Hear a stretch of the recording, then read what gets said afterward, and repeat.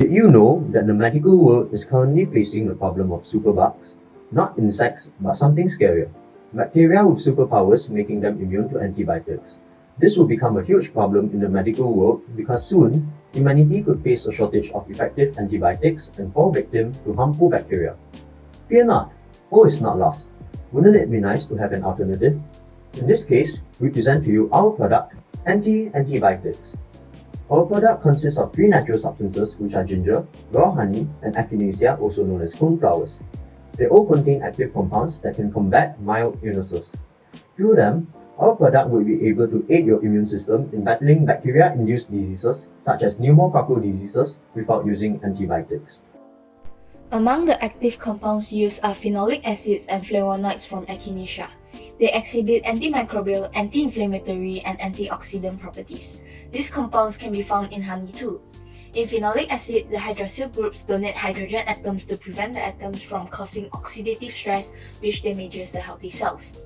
This antioxidant property also inhibits the formation of reactive oxygen species by activating signaling pathways that produce pro-inflammatory cytokines and chemokines which cause inflammation. For flavonoids, one of the subcompounds known as quercetin can boost our immune system as it promotes the growth of beneficial bacteria. Additionally, ginger has 3 main phenolic compounds that we are using. Gingerol and shogaol possess anti-inflammatory properties which work by enhancing anti-inflammatory cytokines and causing a decline in pro-inflammatory cytokines, whereas gingeronin A has antimicrobial effects that inhibits the formation of biofilm. To get the compounds mentioned out of the natural products, the processes are pretty similar. All ginger and echinacea start off by grinding the products up into powders, adding 70% ethanol into it, and then heating it under reflux to form a solution. But here's where it differs slightly because there will be an extra step for ginger. The ginger solution will be absorbed using a microporous resin and then diluted a few times. What we get from this process is called an eluate. Now repeat this a few times with different concentrations of ethanol and combine the eluate all together. After that, we gotta filter it somewhat to get a concentrated version of it.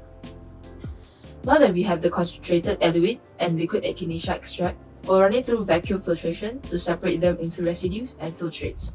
The residue collected from the ginger eluate will be the ginger extract itself, which contains the gingeronol and shogaol.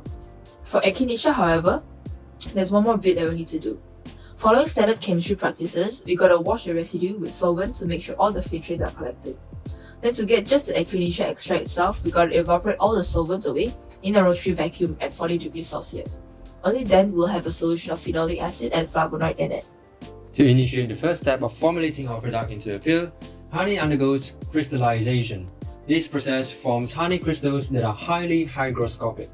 This property of the crystal is the reason we have chosen honey as the medium of our formulation, to lengthen the shelf life of anti-antibiotics. During the second stage, all the active compounds extracted will be mixed with the crystals.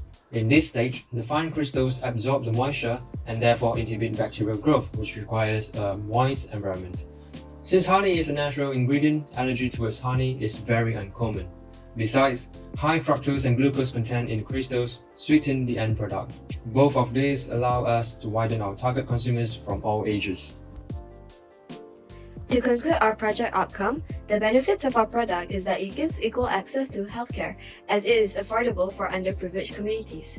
Hence, this will lessen the percentage of bacteria-induced disease cases, especially amongst children. Using natural ingredients are also overall more sustainable and eco-friendly, and it mitigates risk of severe side effects as they do not contain harmful chemicals or toxins. Though there are a few contradictions to this medication, namely children under 1 year old and pregnant women are advised to not take the medication. This is because ingesting honey puts children under 1 year old at risk of developing infant botulism, and taking ginger could raise the risk of miscarriage, especially in high doses. Moving forward to the production cost of our project, this is the rough estimation of the ingredients used, but do note that the price changes based on the economical state of the country. In conclusion, with this innovative natural remedy, you won't have to worry about bacteria overthrowing humankind in the near future. Whilst this is simply a bandage over a much larger wound, it will hopefully slow the rapid adaptation of bacteria towards antibiotics, which, if neglected, could potentially render us humans into a world with no medicine. After all, prevention is better than cure.